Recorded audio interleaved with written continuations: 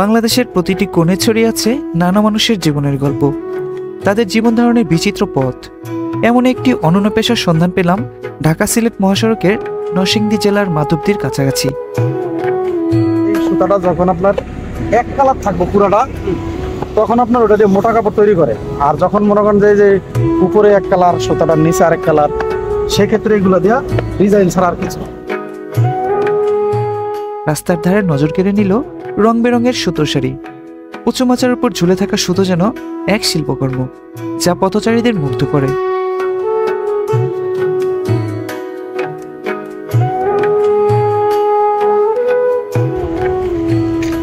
কৌতূহল নিয়ে এগিয়ে গিয়ে জানলাম কাছে ছোট ছোট ছাউনির নিচে মধ্যবয়স্ক কিছু মানুষ পুরনো পদ্ধতিতে সুতায় রং করার কাজে ব্যস্ত।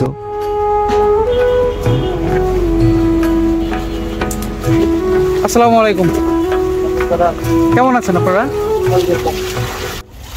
আপনারা কতক্ষণ কাজ করেন? কয়টা থেকে কয়টা পর্যন্ত? 7টা 8টা বাজে। সকাল 6টা থেকে রাত 7টা 8টা। আপনারা কি শুধু 8টা বাজে 6টা বাজে এই সময়টা কি শুধু ধোতার কাজই করেন? অন্য কাজ নাই। সারাদিন আপনারা ধোয়ার উপরে থাকেন, তাহলে এই হাতে পায়ে সমস্যা হয় না? আর সারাদিন পানিতে থাকলে বাবা কি করবো?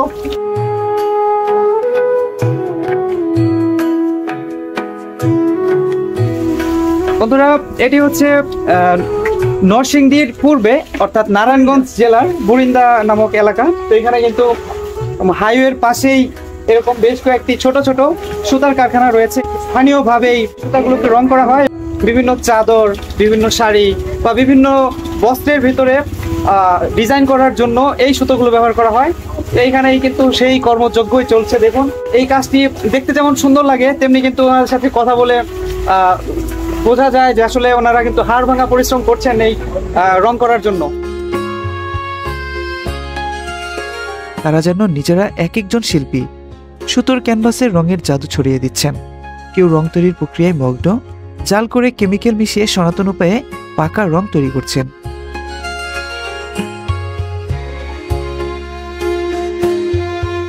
আবার কেউ কাঠের ছোট্ট গুড়ির হাউসে রং মিশিয়ে সেই রঙে সুতোর শরীর রাঙাচ্ছেন। এই যে সুতাটি আপনারা দেখতে পাচ্ছেন, এটি মূলত কারখানা থেকে এইভাবে আসে। তারপর এটাকে বিভিন্ন কালার করার জন্য এইখানে নেওয়া হচ্ছে। হাতে করে একটি চারির ভেতরে রং মিশিয়ে তারপর এটাকে রং করা হচ্ছে।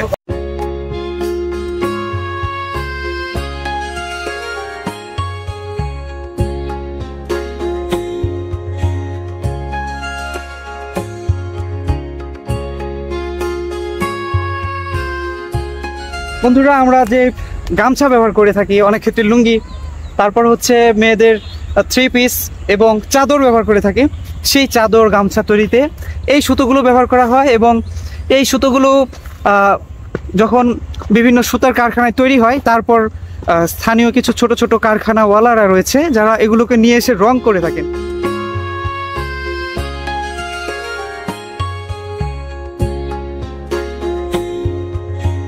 রাস্তার ধারের মাচায় রং বেরঙের সুতো ঝুলতে দেখে মনে হয়েছিল প্রকৃতির এক অপরূপ দৃশ্য। তবে এই সৌন্দর্যের আড়ালে লুকিয়ে আছে শ্রম আর কঠোর পরিশ্রমের এক অজানা অধ্যায়। তাদের সঙ্গে কথা বলে বুঝলাম কতটা মনোযোগ আর নিবেদন প্রয়োজন এই পেশায়। তাদের কাজের মুগ্ধতা আমাকে গভীরভাবে ছুঁয়ে গেল। আবার তাদের কঠোর জীবন দেখে মনে হলো এই মানুষগুলোর প্রতিটি পরিশ্রম যেন সম্মানের দাবি রাখে।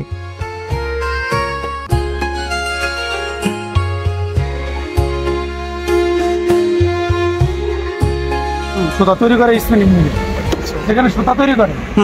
সুতা তৈরি করার পরে ওরা সুতাগুলো বাজারে বিক্রি করে। বিক্রি করার পরে যেগুলো যেমন মোটরের যে ফ্যাক্টরিগুলো আছে, ওনারা আবার এই সুতা কিনে আনে।